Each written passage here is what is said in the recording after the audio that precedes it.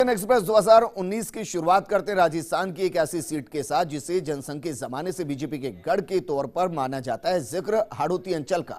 आलम यह है कि भगवा ध्वज थामने के लिए बीजेपी में सिटिंग एमपी ओम बिरला के रिपीट होने की बेकरारी के अलावा भी उम्मीदवारों की पूरी कतार यहां पर नजर आ रही है। राजस्थान की गद्दी पर कब्जा जमाने के बावजूद भी प्रदेश के सत्ताधारी दल कांग्रेस में उम्मीदवारों के नाम पर सन्नाटा पसरा हुआ है।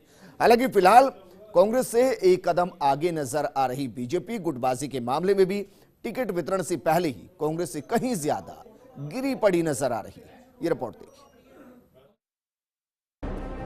हाड़ौती में बीजेपी खंड खंड, गुटबाजी और खेमेबाजी में बंटी बीजेपी। इजराज बनाम बिरला गुट में घमासान, प्रहलाद और भवानी गुट भी मैदान में। कोटा और बूंदी जिले की कुल 8 विधानसभा क्षेत्रों को मिलाकर बनी कोटा बूंदी लोकसभा में उम्मीदवारी के ऐलान से पहले ही बीजेपी में भारी अंतर विरोध और गुटबाजी पसर गई है, तो मजबूत खेमे एक दूसरे के साथ जोर आजमाइश के साथ ताल ठोंके खड़े हैं। हालांकि हाड़ौती के दिग्गज नेता सांसद ओम बिरला टिकट के लिए आश्वस्त है। बिरला का खेमा पूरी तरह से टिकट रिपीट होने को लेकर आश्वस्त है। बूथ मैनेजमेंट पॉलिटिक्स के माहिर बिरला एक्टिव हो चुके हैं। गाँव देहात तक अपने नेटवर्क को सक्रिय भी कर चुके हैं। टिकट के दावेदार सबको होना चाहिए। हमारी पार्टी लोकतांत्रिक पार्टी है और सबको हक है कि वह टिकट मांगे। निश्चित रूप से उनको टिकट मांगना चाहिए। आपके समर्थक ये मान के चल रहे हैं कि बिरला का टिकट तो तय हो गया है। ये सब पार्टी तय करती है। हम तो पार्टी के कार्यकर्ता है, जो पार्टी कहेगी वो करते हैं। पार्टी का निर्णय अंतिम निर्णय होता है और पार्टी के कार्यकर्ता के रूप में काम कर रहे हैं और शुरू से ही कार्यकर्ता के रूप में काम करते रहेंगे। लेकिन कोटा की सियासत में सब कुछ इतना सीधा भी नहीं है। विधानसभा चुनावों से ऐन पहले कांग्रेस से सांसद रहे इजराज सिंह को तत्कालीन मुख्यमंत्री वसुंधरा राजे बीजेपी में ले आई थी और अब इजराज सिंह भी इस लोकसभा की करीब सभी विधानसभा सीटों पर अपने दौरे और सक्रियता बढ़ाए हुए हैं। कि जैसा पार्टी कहेगी करेंगे, कि चुनाव सामने है, उसी में अभी जुट जाएंगे और आगे क्या हो, जैसा पार्टी कहेगी, जैसा कार्यकर्ता कहेंगे वैसा करेंगे।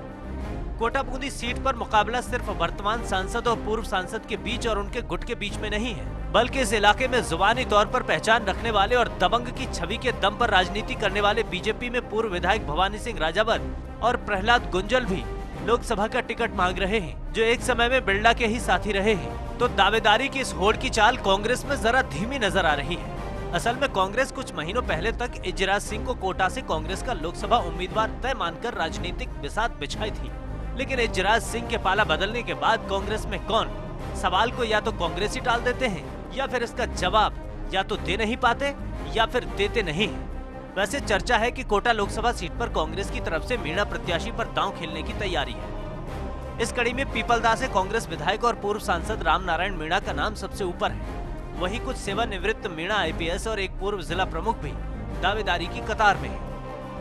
मुझे उम्मीद है लोकसभा की 25 सीटें हम जीतेंगे और राजस्थान में बड़ा बदलाव होगा और ये बदलाव पूरे देश की ताकत बनेगा। राहुल गांधी के नेतृत्व में कांग्रेस की सरकार। लेकिन देखिए, उम्मीदवार की तलाश सब जगह इतनी जबरदस्त कांग्रेस का प्रति उत्साह है, लोगों में प्यार और प्रेम है।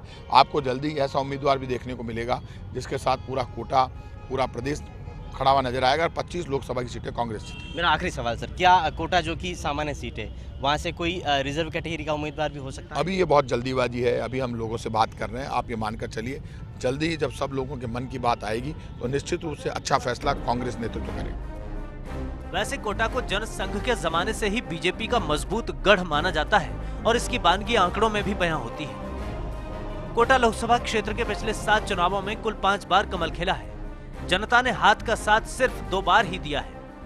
आंकड़ों की बाजीगरी से एक चौंकाने वाली बात यह भी निकल कर आती है कि कोटा से सांसद रह चुके कांग्रेस के 2 बड़े नेता शांति धारीवाल और राम नारायण मीणा एक बार फिर से कांग्रेस के टिकट पर विधायक निर्वाचित हुए हैं और धारीवाल तो गहलोत कैबिनेट के सबसे पावरफुल मंत्री भी हैं।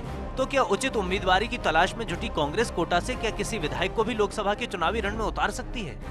बीते दिनों मुख्यमंत्री गहलोत से विधायक राम नारायण मीणा की मुलाकात के बाद ऐसी सियासी कानाफूसियों को और बल मिला है। लेकिन लगता है कांग्रेस के टिकट से सांसद रहे इजराज सिंह के बीजेपी में चले जाने से सांसद में आई कांग्रेस फिलहाल टाइम लेने के मूड में है और वेट एंड वॉच की रणनीति के साथ कांग्रेस का उम्मीदवार डिक्लेयर होगा।